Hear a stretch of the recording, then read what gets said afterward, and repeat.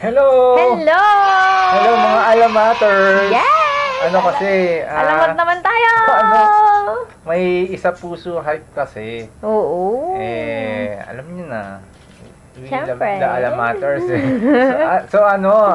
Konting chika-chika lang tayo tungkol doon sa mga pictures na nilabas. Hindi pa rin kasi lumalabas kompleto lahat yung teasers eh, 'di ba? Ng mga yung mga kanta-kanta. Meron ng mga may mga narinig na tayo na na mga tugtog, puro tugtog pa lang, mga konting patikim lang talaga. Pero eto, wala lang. Chika-chika lang. Wala lang. So, let's go! Yung, ang unang-unang nilabas nila dito, di ba, day and night. Oo.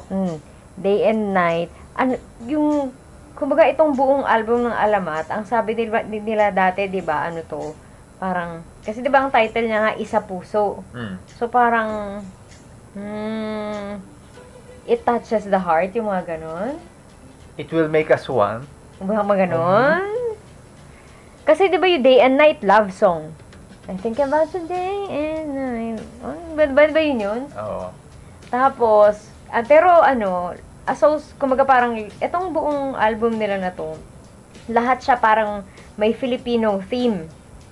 Yung Day and Night, siya, sa mga sirena. At ewan ko, hindi ko masabi. Kasi hindi ko alam. Ano ba ibig ko sabihin? Yung parang mga nasa pictures na yan? Hindi, yung buong mismong nila. Di ba kasi ang Alamat, gano'n naman sila pag gumawa eh. Parang ini-incorporate nila lahat ng history natin, kultura, damit, kung ano-ano, pa dun sa mga music video tsaka sa kanta nila. Pero kasi ang hirap mag-speculate sa Alamat. Sa totoo lang. Yung Day and Night, nung nilabas yung mga teaser niyan, ibang-iba dun sa na-visualize ko sa ganun isip ko. Kasi sila alam mo parang, siguro ganito yan. Tapos paglabas parang ang liwanag. Pero yung kanta, parang ang dilim. Alam mo yung ganun sila na parang, yung teaser nila, parang uutuin ka lang talaga. Parang ganun. Iba eh. Kahit din yung medyo narinig ko na rin yung ibang mga nilabas nila, yung mga short audio clips. Parang, ayoko naman niwala. Ang hirap maghusga eh. Kasi biglang akala mo parang dark eh. Aantayin ko na lang. Akala mo dark siya, pero bigla kang lalabasan ng day and night eh. Yung mga ganun. Pero yung talaga, yung day and night, sirena talaga. Di ba sirena si ate doon? Ang gusto ko kasi sa kanila, sobrang alam nila what teaser is. May papatikim lang sila sa'yo, pero paglabas, magugulat ka pa rin. Oo. Hindi pwedeng, nilabas sa ating teaser, yun pala yun, na parang nahulaan mo na agad. May mga problem kasi na ganun sa mga movies eh. Na teaser pa lang, spoiled ka na. Saka parang alam mo na yung ending. Pinakita na yung plot twist sa teaser. Sa Alamat hindi ganun eh. Yun yung isa sa maganda sa kanila eh. Magaling sila mang uto talaga eh. Kaya ayoko na, hindi ako papauto sa inyo. Walang hanggan na. Ito, isa pa, masakit sa puso yan. Ayan, talaga masakit sa puso yan. Yung itsura ni kuya na nakaganon dyan, yan. Masakit talaga sa puso yung kanta na yan. Pero ang ganda niyan. Ganda ng kanta na yan. Yung title ng kanilang concert. Yan, Dagundong. Ay, saan yun? Yan, Dagundong. Ako dyan, na-spoil na ako dyan eh. Kasi, pala siya sa Pedro Penduko? Oo. Tapos sinabi na rin ni Mo, na yan, tungkol yan sa history ng Pilipinas, sabi niya. Nung yung parang, basta may sa event na pinuntahan nila. So, yan, siguro may kinalaman sa yung mga heroes, ewan ko, parang gano'n. Ewan ko. O, pagka-Pilipino natin, ganyan, yung mga war natin dati. Magukulat ka dyan. May mga parts na nung Dagundong na narinig ko pangsayawang, pangmalakasan. Yan, Dagundong. Nasa likod mo. Ano ba yung nasa likod mo? Alin dyan? Pakita mo yung mga picture nung susunod. Sige. Ito yung nila eh. Yan. Ang diba? cover ng kanilang album. Akala ko cover ng yan eh, Undocs. Hindi. Tama pa. Undocs. Grabe siya. Nagbago na pala yung logo ng Undocs. Hindi kasi diba ang iniisip ko nung dyan, kaya yan, manok? Di ba parang di ba may sari manok dati na alam mo yun? Yung parang pinapakita ng ABS. Dati yung yung sari manok, basta ganun. O kaya ibang Tagal na Adarna, yung mga ganun, oo, di ba, parang ganun. Kasi di ba, syempre, lahat ng nila, Pinoy Pinoy na Pinoy Kasi tayong mga Pilipino, mahilig tayong kumain sa Mang Inasal. So, tamang-tama yan. Sakto ba? Pinoy na Pinoy, iba talaga alaman. Ewan ko sa'yo. Next. Puso, ito yung mga lyric teasers nila. Oo. Ito yung sa Dagundong. Pusong mandirigma, di pa didikta. So possible nga na may kinalaman yan dyan sa no? Past heroes. Hindi. Tsaka yung kasi yung poster niya na pinakita nila, di ba, yung parang may nakatayo na parang si Lapu-Lapu yung dating niya Ito, ano to? Ito, ang ibig sabihin daw ng kalasahan, hindi ko alam paano basahin yung stress Yan yung kanta? Hindi. Lyrics yan. Ano ba pang title nitong kanta na to? Dayang to. Ang ibig daw sabihin niyan, I love you. Sabi nila. Kasi daw yan, tausog daw yan. Sa Tagalog, yan, malakas ka kumain. Bakit? Kasi kalakasan yung takaw. Kalakasan. Pasaway na. Pero ano to, love song? Feeling ko.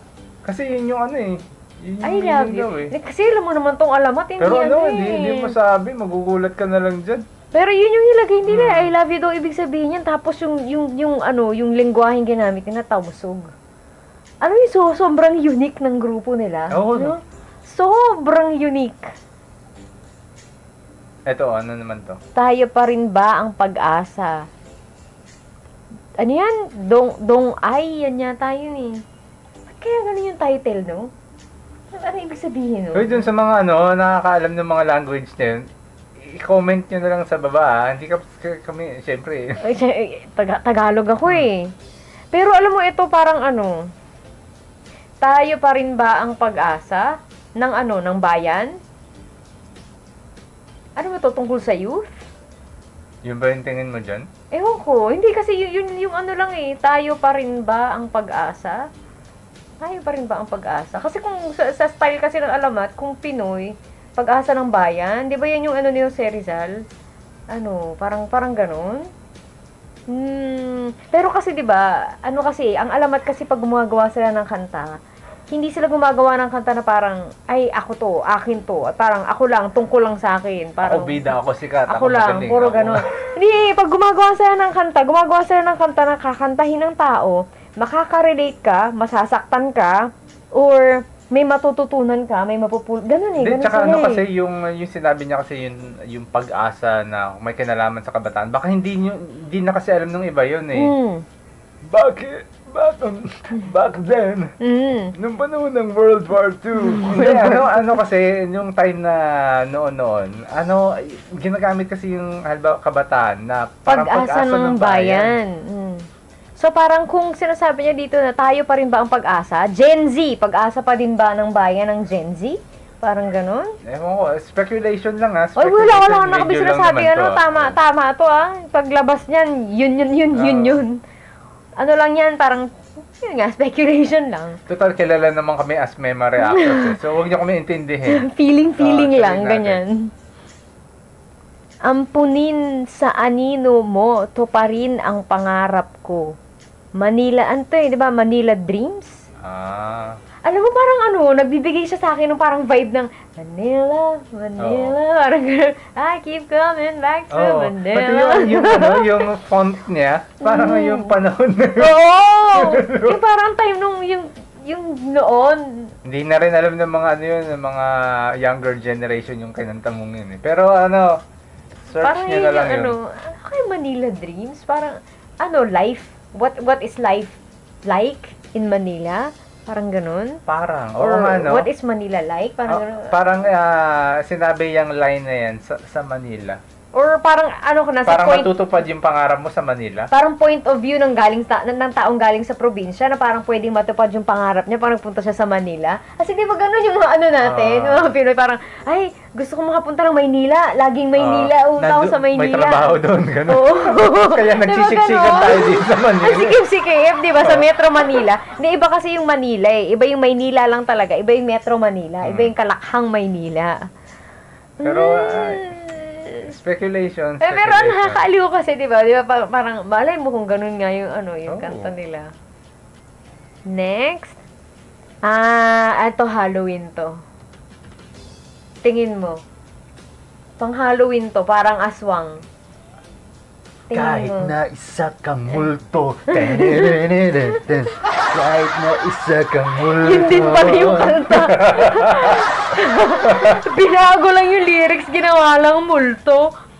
Feeling ko parang aswang to. Yung parang ganun din sa aswang na parang, ano ba? Parang, ano nga to? Nakaka-curious yung Pero baka entry nila to ng sa November nung, di ba? Halloween, ganyan. And, yung sa kanila, ang alamat kasi pang naglagay ng halimbawa, aswang, hindi siya, metaphor. Aswang talaga yung babae dun sa Oo. Di ba sa kantang aswang talaga siya. Tapos in love siya dun. Pambihira. Dito naman in love siya sa multo. Ano kaya story nito? Ang lakas mang nitong alamat eh. Lakas maka-curious eh. Sige, next. Aking Maria, di ka na pwedeng Noli to. Maria Clara? Ito, di ko alam to. Maria Clara, Noli Me Tangere. Kasi yung poster nila, di ba, parang parang ganun. Maria Clara yung dating, ganyan. Talagang based sa Noli? Hindi ko alam eh. Di ba, lalo na, tungkol kay Maria Clara, o tungkol sa Noli Me Tangere, or both. Kasi di ba, recently lang din naman yung Maria Clara at Ibarra, sumikat yun eh, di ba? So, ang hirap ang hirap mag-speculate. Speculation lang naman yan, di ba paniniwalaan ng tao yan? May mga reactors tayo. Mga wala kaming alam. Huwag niyo kami intindihin. Carry lang yan. Next. May next pa ba? Wala na. Wala na ba? Tapos na ba nating lahat? Alam mo, nakaka-excite yung lalo na yung concert ng Alamat. Kasi imagine, ang daming kanta niyan sa Dagundong, di ba? Oo. Shock. Kaya nga mas nakaka-excite lalo eh. Tapos ang puro bago yan, pag kakantahin nila yun. Bukod dun sa mga luma nilang kanta, kakantahin nila lahat yung kanta na yun.